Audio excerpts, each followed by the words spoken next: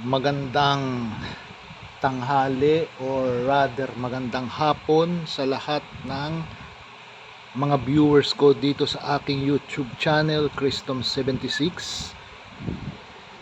Just like what I have promised, if ever that I will have a new content to talk to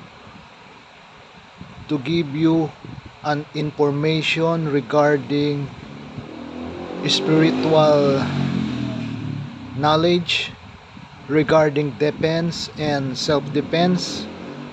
Well, here it is.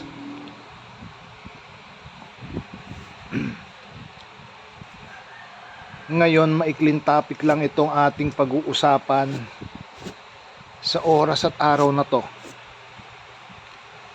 At yung aking isi-share sa inyo na info ay malamang yung iba sa inyo meron na nito or alam na ito or whatever pa, pero isi-share ko na rin sa inyo so that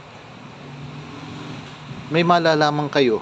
Sa madaling salita, lalo na doon sa mga newbie na baguhan pa lang sa araling spiritual or commonly known as anting-anting or mga antingero or mag-anting dito sa Pilipinas. Medyo matagal-tagal na rin tayong hindi nakapag-post ng video. At yung huling post ko ay kahapon regarding mga ipopost at since 1 month na rin ang lumipas, I think 1 month ng mahigit, ay napapanahon na lang siguro na mag-post uli ako ng another video. Kaya hindi rin naman ako makapag-post ng video is because wala rin naman akong idea and ayoko naman ng basta-basta lang mag-post para lang masabing content, in short. Ayoko ng ganon. If ever man na magpo-post ako, gusto ko yung may ideas ako at makabuluhan at yung makikinig or manunood dito sa aking YouTube channel ay may mapupulot at may malalaman kahit papaano. So wag na nating patagalin pa ang ating mga kuda-kuda ngayon araw na to at ating nang umpisahan ang mga i-share natin sa inyo.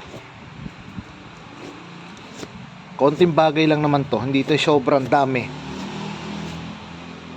So here it is. At ang una kong ilalapag ay ayan.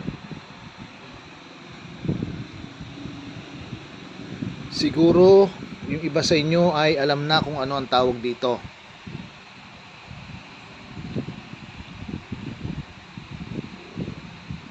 So iniisip ng iba, batong initiman, batong buhay, kinortihan, or whatsoever paman. Hindi ho to batong buhay at hindi ito batong itim na kinulayan at sabihin na nating nililok para maging ganito ang itsura. So, ito ho ang tinatawag na pangil ng kidlat. Ang pangil ng kidlat ay isa rin hong uri ng mutya na magagamit sa depensa or opensa kung kinakailangan sa ating sarili at sa ating kapaligiran sa pagtatanggol sa ating pamilya at malalapit na kaibigan. So ang ganito ho ay nakukuha rather kung saan tumama yung kidlat na pababa. So ang gagawin niyo ay hahanapin niyo lang ito kung kayo matyaga at kung may lakas kayo ng loob. Dahil ang tama ng kidlat pababa or sa lupa ay hindi basta-basta. Sa parang ito usually nagaganap or depende rin siguro kahit hindi sa parang, basta't nagkikidlatan at may tatamaan either sa lupa or sa mga punong kahoy or bahay, ito ho ay tatama. So hahanapin nyo lang kung saan ito tumama or pumatak, something like that. At yun nga, as I say, kung matyaga kayo ay makikita ninyo. Ito ho, kapag iniluwa ng kidlat ng kanyang pangil, hindi ho ito ganitong nakalilok na. Kayo lang ang maglililok nito. Kasi usually ito, fragmented stone na itim, na parang yun nga, buhay na bato, na maitim siya na medyo brownish ba? Something like that. So, ito ho siya. Sasabihin ng iba, binili. Yes, may nagbebenta ng ganito. But, kung marunong ka makiramdam, siguro mararamdaman mo kung may epekto or kung may bisa. Pag nakaramdam ka ng hindi mo maintindihan sa sarili mo, ibig sabihin yung gamit may spiritual. At ang mga ganitong klase ho ay galing kalikasan, so automatic ito may karga. Lalo pat pangil ng kidlat, you can't go wrong. Kumikinis lang ho ito ng ganito kasi nga nilililok. Pero usually, kung ayaw nyo naman ng nililok, pwede naman kayong makakuha nito yung fragmented type. Tapos kayo na lang maglilok kung trip ninyo. Kung ayaw nyo naman, gawa nyo na lang ng buslo o yung lalagyan or mojo bag, something like that. Ito ho, para malaman ninyo kung totoong pangil ng kidlat, ito ho ay nangangamoy pulbura, nasunog. Sa totoo lang, try ninyong itago to. Mga after 1 or 2 days, alisin nyo sa pagkakatago ninyo, amuyin ninyo, or kahit hindi nyo itago, maamoy nyo ito.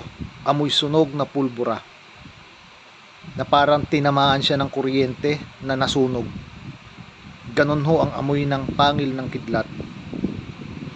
Bakit ko nasabi?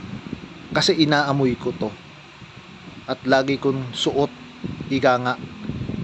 Ito'y protection ho din sa kalakasan ng katawan, liwas mga sakuna, aksidente, signos planetas, delubyo, anything like that, etc. etc. Sinasabi nung iba, kanan daw na gamit to at galing daw to sa langit. Posible, pero if you're gonna look closely at it, wala hong kanan, walang kaliwa. Kapag ito'y kanan at ginamit nyo sa kawalang hiyaan, hindi na ito kanan. Tandaan niyo yan. Kahit pa yan galing sa kalikasan or galing sa kung ano-ano pa man, gamitin natin sa maayos. Pag hindi natin ginamit sa maayos at ginamit natin sa pamumurwisyo o pambubuli ng ating kapwa, well, hindi na yan kanan, kaliwa yan. Do magagamit din natin at may bisa, pero in the long run, tatama din sa atin kung ano man ang karmang implikasyon ang meron ito, dulot ng ginawa natin na hindi maganda. So kung gagamit tayo nito, siguraduhin natin yung intensyon natin ay maayos at makabubuti sa ating sarili, pamilya at kapwa. Gamitin lang ho ito sa pandepensa. Malakas ho itong ganito. At kung gusto nyo pang malakas, well, kung may alam kayo na dasal, pambuhay, pambasbas na orasyon, maliban sa natural na sangkap nito na kapangyarihan, ay dagdagan ninyo, pwede rin ho yun, para doble or triple yung maging lakas niya. Liwas bala din to. At kung ano-ano pa man, pangontra sa mga kulam, barang, tigalpo, usog, panglalason. Basta't pag may tangang kayo mga ganito, magtitiwala lang kayo. Yun ang importante. Tiwala sa gamit. Dahil kung hindi, kahit dasalan nyo pa yan, kahit yan ay malakas, wala rin yung magiging silbi sa inyo pag hindi nyo pinagkatiwalaan. Maniwala at magtiwala, yun ang key. Ngayon, kung may iba pang kuda yung ibang tao dyan na kesyo ganito ganyan, well, wala na akong masasabi doon. Basta ang inihahayag ko kung ano yung napaubra at naramdaman ko, which is, it is, na sinasabi ko sa inyo ngayon. So again, pangil ng kidlat.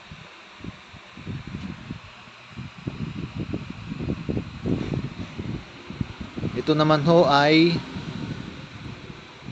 what you call this, ngipin ng kalabaw. Ang ngipin ho ng kalabaw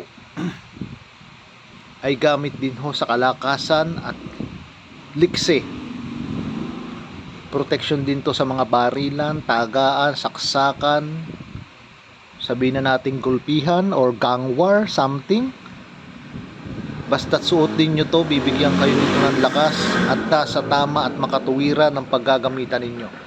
As I always say sa aking mga ganapang video sa spiritual or sa self-defense month, lahat ng bagay dapat may kabuluhan at lahat ay dapat nasa katwiran ang paggamit, or else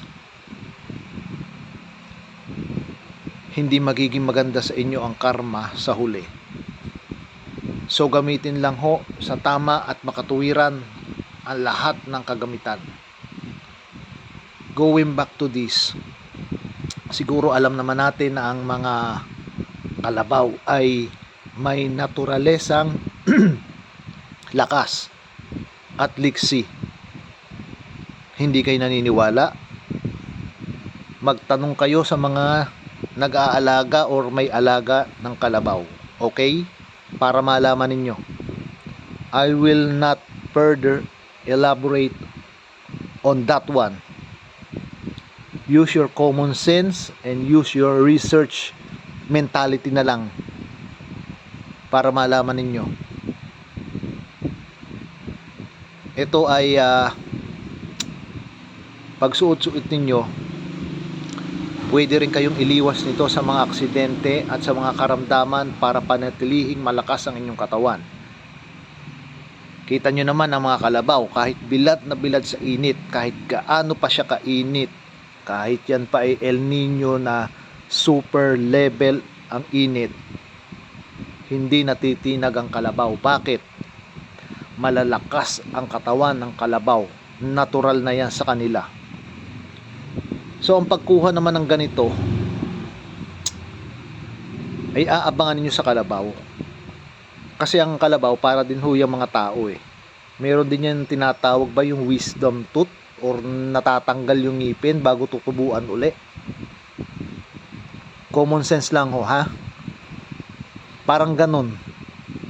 At once na yan ay nalaglag sa kalabaw, dapat makuha ninyo according sa matatandang mag-aanting, or else mawawala na yun ng tuluyan. Either kuhanin niya ng mga elemento o espiritu sa kapaligiran or kakainin ng kalabaw yan. But make sure na pag kinuha nyo itong ngipin ng kalabaw, maliksi kayo. Mabilis ang inyong mata at katawan dahil makikipagbuno sa inyo yung mga nasa paligid, lalong lalo na yung kalabaw. Syempre ngipin niya yan eh. So pag nakuha nyo to, ayan na yung lakas. Matik na rin yan. Pero kung gusto nyo kasahan ng mga orasyon na pambuhay, pambasbas or whatever, pwede rin naman.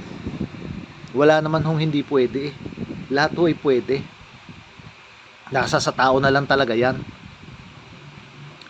So kagaya ng pangil ng kidlat, itong ngipin ng kalabaw ay pareho din ho ang gamit at kung para saan. Kagaya ng aking explanation kanina, ay ganon din ho ito sa kalabaw. Wala ho itong pinagkaiba. Panliwas din ho ito sa mga negatibo at bad elements sa kapaligiran, be it spiritual o physical na gawa ng tao or karamdaman. Basta yun nga, pag kayo may dalang ganito, siguraduhin nyo lang na paniniwalaan ninyo at magtitiwala kayo, or otherwise it will not affect on you. Okay? So yun lang ho ang sukatan ng mga ganyang gamit. Kahit naman ho mga orasyon eh. Pag hindi nyo pinagtiwalaan at kayo nagduda sa inyong kalooban at isipan, kahit sa ulado nyo pa yan, kahit nararamdaman nyo pa yung lakas nyan, baliwala lahat yan. Pag inyong hindi dinibdib at pinagkatiwalaan ng inyong dala, kay newbie man kayo o matagal na sa larangan, tiwala at pagtitiwala lang. As I have said, yun ang key. Okay? So going back to the last part, So makikita ninyo, ewan ko kung malinaw or nagbo-blur ang aking camera. Ang mga bitog tuloy, sorry. Ang mga bilog na yan, itong tatlong ito, maliban dito sa malaki, ang tawag ho dyan ay mutya ng kulog. At ito naman hong isang ito, ang tawag ho dito ay buto ng kalumbibit ba? Ito'y nakita ko ho sa daan, papauwi. Kala ko kung ano, nung akin tiningnan at dinampot, aba, kalumbibit kako. Ito'y isang uri rin ho ng mutya. Ang gamit ho nito ay sa tikom. Pag may dala kayo nito, lahat ng taong gustong gumawa sa inyo ng hindi maganda o mangongompronta, hindi sila makakaporma sa inyo. Tatahimik lang sila at wala na sasabihin. Especially if kayo yung kukumpronta. Ganon din ho mangyayari. Kumbaga, baw lang sila ng baw sa inyo. Ito naman hong mutya ng kulog. Same thing din ito sa mutya ng kidlat. Kapag kumulog ng malakas na may kasamang kidlat, kasama din ho itong ibinabagsak sa lupa. So, like I said, doon sa dalawang aking na-feature sa inyo, pareho din lang ho ng gamit yun eh. Depensa at opensa kung kinakailangan, kalakasan ng katawan, layo sa mga karamdaman, ganoon din sa mga negatibo, Cygnus planetas at mga dilubyos sa kapaligiran. Maliban lang dito sa isang ito na tikom bibig kung tawagin. Kung kayo may kinakaharap na mga kasuhan at may dala kayong ganito, kung gusto ninyong pumabor sa inyo ang hustisya sa inyong pagsasalita at pagtatanggol sa inyong sarili sa harapan ng korte or kahit sa barangay man or what, dalhin ninyo to at siguradong tikom ang bibig nila at yuko sila sa harapan ninyo once na nagsalita kayo. Or kahit hindi, yung dating lang ng presensya ninyo habang palapit kayo, titikom na ang bibig nila sa inyo. Ito'y matik na rin hong may kapangyarihan, gawa galing kalikasan, pero nasa sa inyo pa rin kung kakasahan ninyo para madoble or matriple, as I have said, yung lakas nila. Ngayon, maghanap na lang ho kayo sa mga libro ng orasyon at tiyak makakahanap kayo ng mga dasal at pambasbas dito. Hindi na kailangan buhayin eh. Basbas lang ang kailangan kasi buhay na to. Kumbaga palalakasin nyo lang para yun nga, doble or triple yung lakas niya. So, yun lang muna po uli, and that's it for my informative videos na isinyer sa inyo sa oras at araw na to. Pagpasensyahan nyo na kung medyo natagalan, inabot ng isang buwang mahigit. Wala lang tayong mai-feature o mai-content at ngayon lang nakapag-content uli ng maayos at kapakipakinabang sa mga makikinig or manood nitong video to. And marami rin salamat sa 271 subscriber. 272 actually. Kaso may umalis na isa eh. Hindi ko alam kung sino yon. Baka siguro na umay na sa kahihintay. Wala akong pinopost na video or hindi trip yung video. Okay lang din ho yun. Hindi kawalan. Kahit marami pang umalis. Basta ako, nagpapakatotoo lang ako sa mga pinipicture ko hong video. Yun lang hong tama at sakto. Walang panghahalong bola o pang-i-scam. What you see is what you get. Ganun ho ako. At hindi ko rin habol na sobrang madaming follower o subscriber. Pero kung maraming magso-subscribe, eh di mas maganda ho. Mas marami pa tayong magagawang content at siguro baka hindi tumagal ng buwan. Pinakamatagal lang ho siguro 2.5 weeks, ganyan, to 1 week. Basta't dumami yung subscriber. So, So, ikalat nyo na lang ho o share sa inyong mga kakilala, sa mga grupo na kainyong kinaaaniban. At sa mga newbie, ito yung mga tips or info na may aalay ko sa inyo. So that hindi kayo maliligaw ng landas sa pagpapractice ng spiritual or dun sa mag-aaral ng self-defense na basic. At logically speaking ay kapakipakinabang. Browse lang ho kayo. At kahit past video pa yan ay makakakuha pa rin kayo dyan ng aral. Basta't magtiwala at maniwala lang sa kakayahan, focus at diban sa inaaral. Yun ho ang key na parati ko sinasabi. So until next uli, and maraming salamat uli sa mga dating subscriber na nakaantabay at sa mga bago pa pag napanood itong video nito. Marami pong salamat uli, and thank you sa inyong lahat. Peace.